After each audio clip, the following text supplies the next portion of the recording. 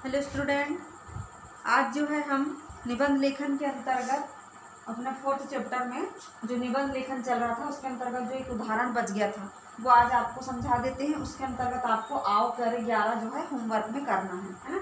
और एक बच्चा है अपना मेरी बारी 8 है ना, उसमें एक गद्यांश है, उसको पढ़कर उसके क्वेश्चन आंसर बनाना है। तो वो मेरी बारी 8 भी जो है आपको होमवर्क में करना पड़ेगा। देखिए निबंध का एक उदाहरण पेज नंबर 50 निकाल लीजिए आप लोग। विज्ञान वरदान या अभिशाप है ना। कैसे निबंध लिखना है आपको, 11वें प्रश्न का उत्तर लिखना पड़ेगा आपको। तो पहले ये निबंध का उदाहरण देख लीजिए है ना। विज्ञान वरदान या अभिशाप। वर्तमान युग विज्ञान का युग है। आज जीवन का कोई भी क्षेत्र इससे अछूता नहीं है। विज्ञान के विभिन्न आविष्कारों ने मानव जीवन को अत्यंत सरल बना दिया है। आज विज्ञान के विभिन्न चमत्कारों के कारण ही मनुष्य ने प्रकृति को भी अपनी दासी बना लिया है। इस प्रकार विज्ञान के वरदान असीमित है ना, जिसकी कोई सीमा नहीं। विज्ञान ने वायुयान, जलयान, मेट्रो ट्रेन, बस, कार, रेलगाड़ी आदि का आविष्कार करके मीलों की यात्रा को कुछ घंटों में सीमित कर दिया है। तार, टेलीफोन, ईमेल, मोबाइल फोन आदि के द्वारा हम अपने संदेश को शीघ्र ही भेज सकते हैं और पा सकते हैं।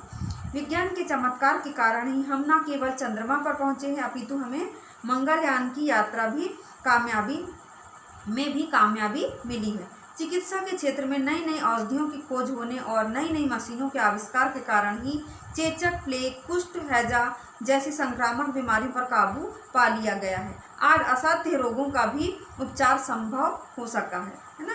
ऐसे रोग जो कभी खत्म नहीं हो सकते थे, ऐसे रोगों का भी उपचार संभव हो गया। मनोरंजन के क्षेत्र में भी विज्ञान का चमत्कार यह है कि हम घर बैठे ही दूर देशों की घटनाओं को टेलीविज़न, मोबाइल फ़ोन आदि उपकरणों में देख व सुन सकते हैं तथा समाचार भी पढ़ सकते हैं। यह विज्ञान की ही देन है कि कृषि के क्षेत्र में नई नई तकनीकों और रसायनों की खोज से फसल की पैदावार भी आशातीत बढ़ोतरी हुई है।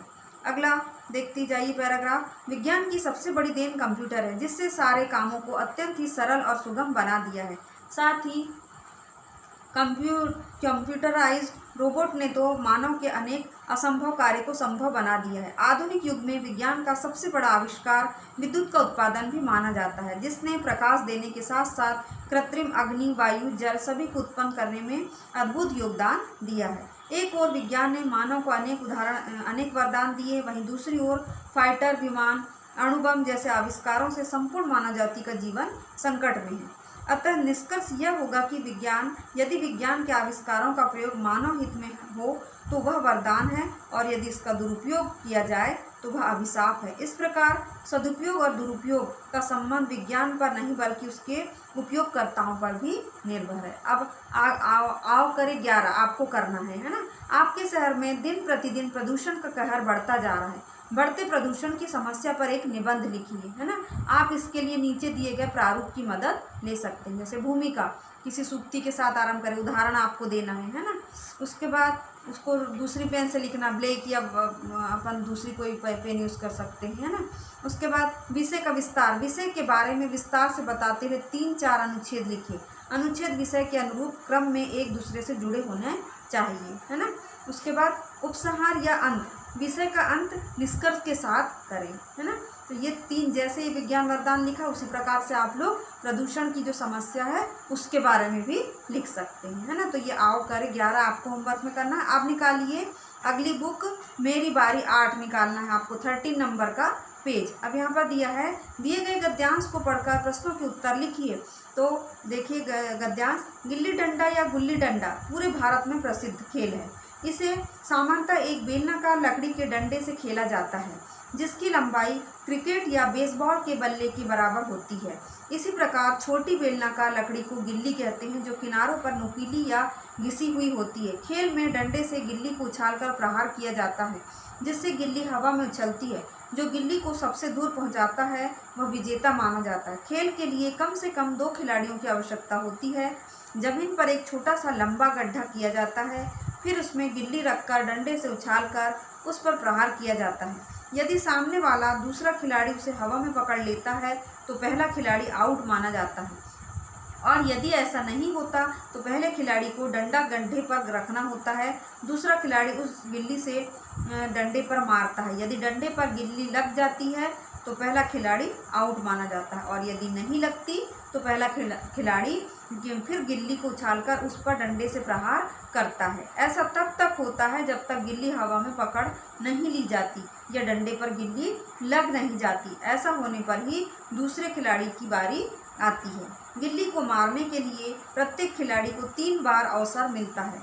यदि तीनों बारों में वह गिल्ली को मारने में नाकाम रहता है तो दूसरे खिलाड़ी की बारी आ जाती है।